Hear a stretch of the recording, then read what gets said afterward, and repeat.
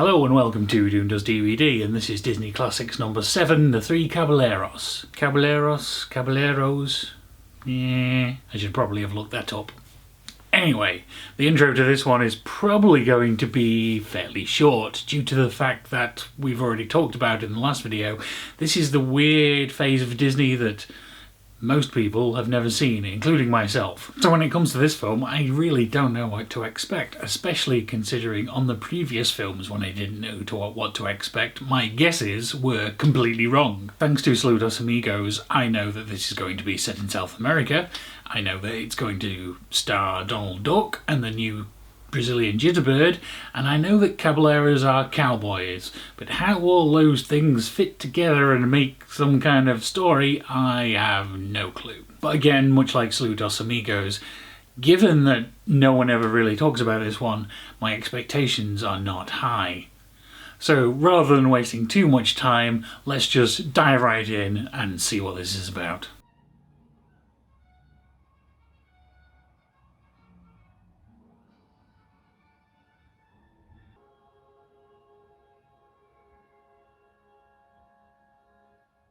So, I am glad that I didn't make any predictions for this because I would indeed have been completely wrong. I at least expected this was going to be a single contained story, but again what we have here is a group of short segments all sort of glued together by an overall thing.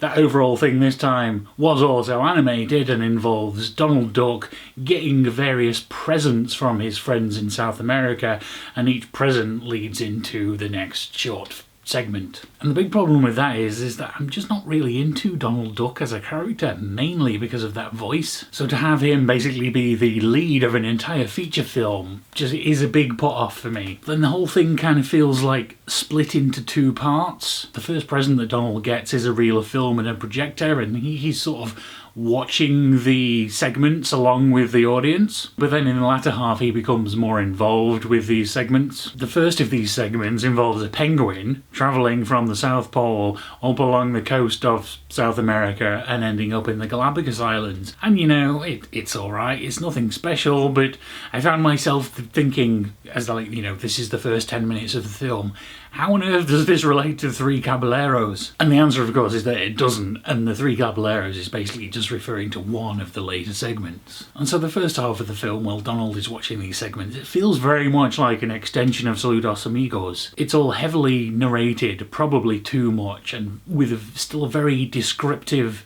educational style. Like, it seems like the only reason to watch this is to learn about the geography of South America or the birds that live there, or, you know, various places and cultural things. And, you know, that's fine, but it's not terribly exciting. So then later on, about 40 minutes in, we finally get to the song The Three Caballeros. But that's about it when it comes to the namesake of this piece. It's just one song number, and there's never really any story related to that, except for the three main characters involved in that sort of stay as part of the glue for the rest of the pieces. Instead of just Donald at that point, it's Donald and the other two whose names I don't even know. Looking at the poster, Panchito and Joe Carioca, I think. So in the later segments, Donald and his new friends, you know, take a magic carpet through a picture book in order to get to, you know, Mexico and Brazil and have a bit of an adventure that way. But what's different here is they introduce some live action, which I was not expecting. And not just live action, but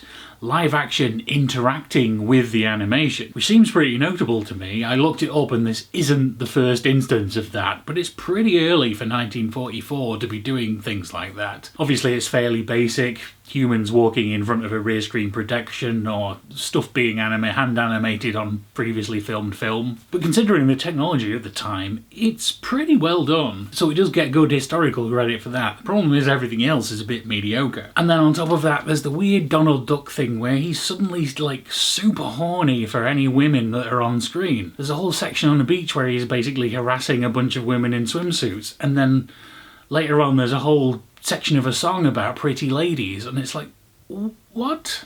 Is this a film for children? Now, as I mentioned at the beginning, I've never been a big fan of Donald Duck, so I've never really, you know, watched a lot of his cartoons, so maybe that's a normal characterization for him.